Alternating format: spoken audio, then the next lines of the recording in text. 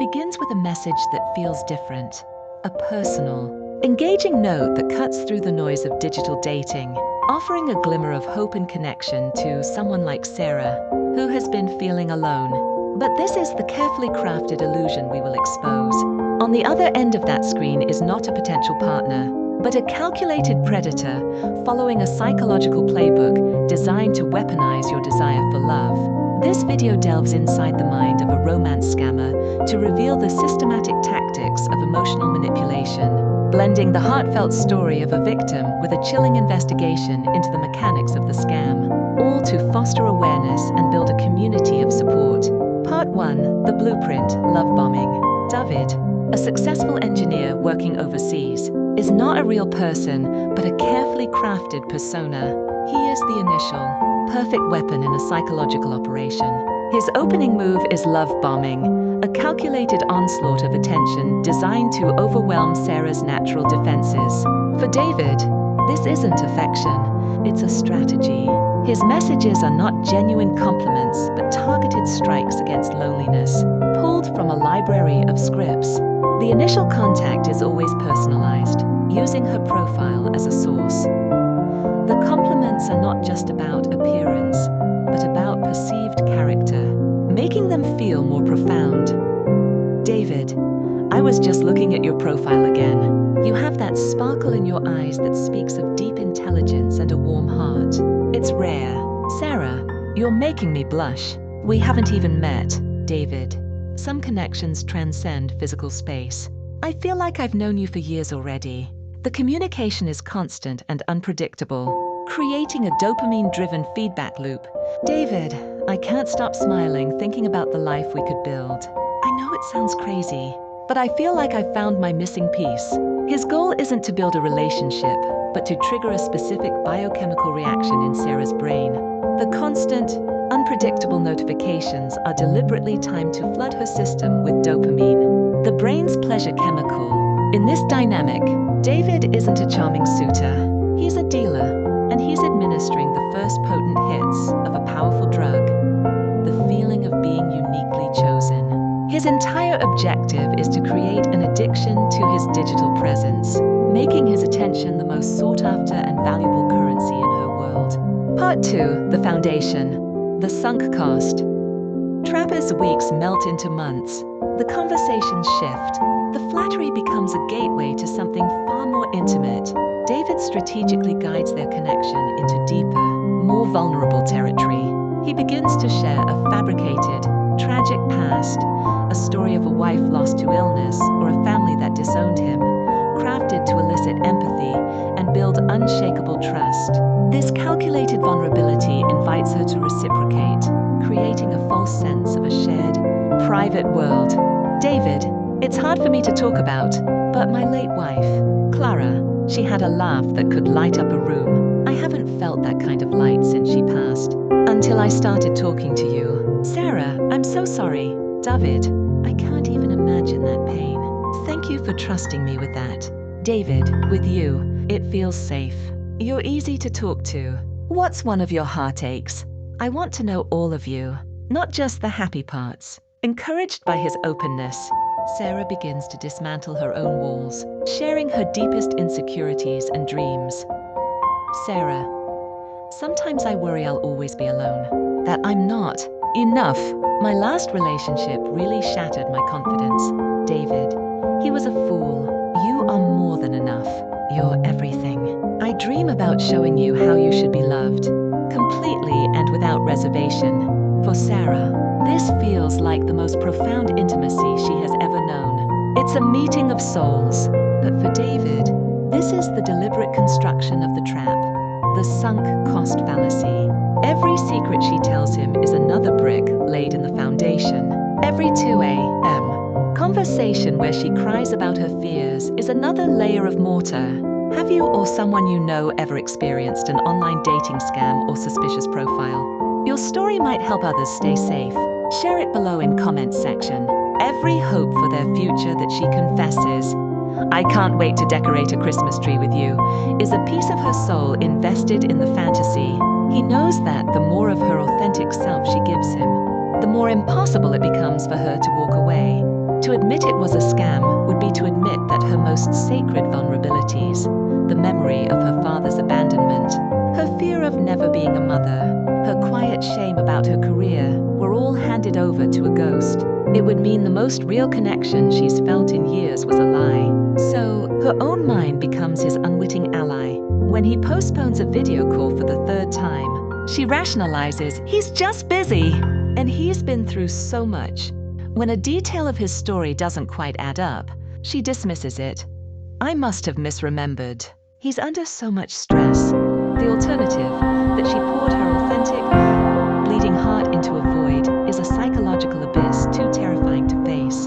David is no longer just stealing her time. He is holding her deepest emotions for ransom. And the price of her freedom is the complete obliteration of her own perceived reality. Part 3. The trigger, the manufactured crisis. Then, the pivot, the crisis. The David sends a panicked message. A work accident, a stolen wallet, a legal fee. It's always urgent, always appeals to her empathy. Seeing is never, ever his fault. The first request is small, a few $100s for a flight change. This is a critical test. It's not about the money, it's about breaking the final taboo. When she sends it, she crosses a psychological line. She is no longer just his lover, she is his rescuer. She has proven her commitment with action. For David, this is the green light. The next request will be the real one. Thousands, often tens of thousands, for a life-saving surgery or to get him home. He knows that having paid once, her brain will now work to justify that decision by paying again. The hook is set. Part 4, the psychology of a predator, dehumanization. So, what allows a person to systematically dismantle a life without remorse? How can someone listen to voice messages filled with love and tears while calmly calculating their next manipulative move? The answer lies in a deliberate process of systematic dehumanization to the person behind David. Sarah is not Sarah. She is a file, a whale, a mark.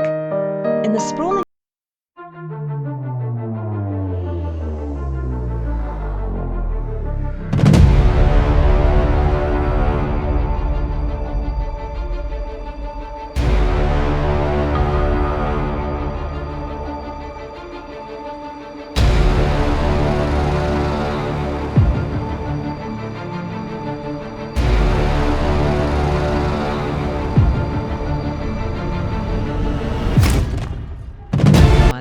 they celebrate closing a deal.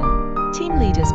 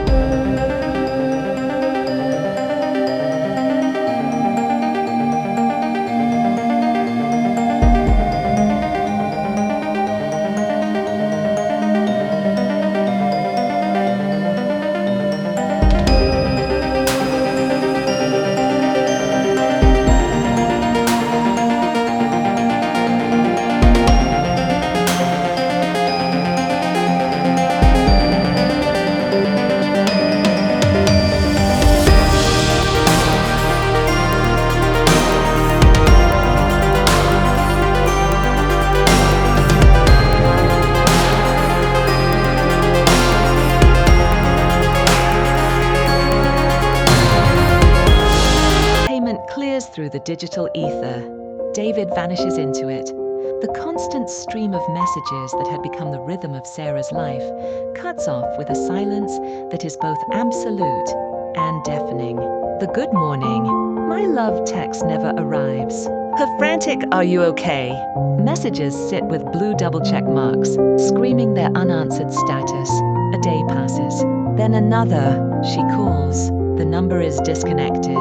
She searches for his profile. It has been deleted without a trace.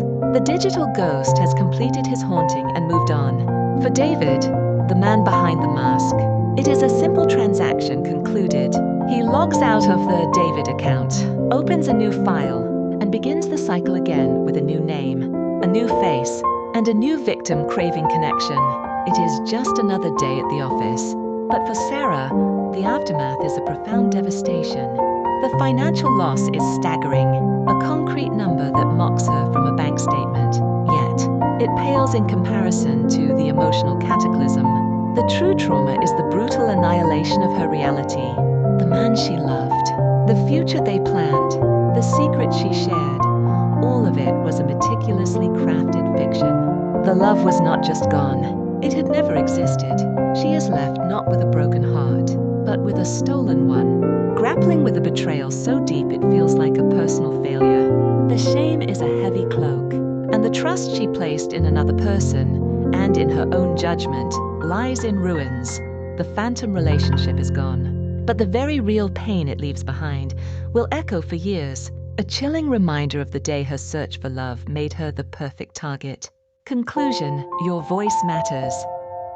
Understanding these tactics, the addictive high of love bombing, the psychological prison of the sunk cost trap, the calculated desperation of the manufactured crisis is our most powerful defense. It pulls back the curtain, revealing the cold machinery behind the warm illusion. Knowledge is the light that makes these predators scatter.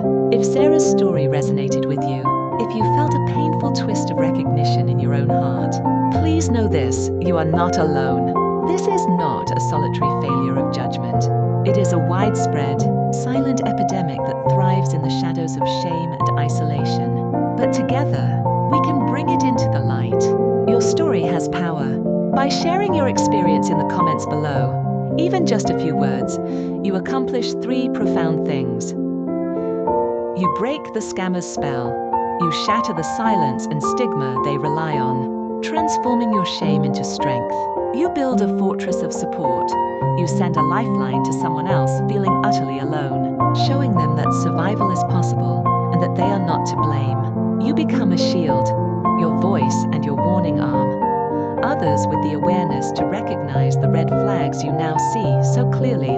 Your experience is valid, your pain is real, and your voice can be the very thing that protects someone else from walking the same path. If you believe in empowering people against these hidden dangers, subscribe to this channel. We are committed to more deep dives into the psychology of our digital world, turning pain into power and awareness into action. Together, we can dismantle the architecture of these scams. We can replace shame with solidarity and isolation with an unbreakable community. Share your story, lend your strength. Your voice matters. Thanks so much for watching.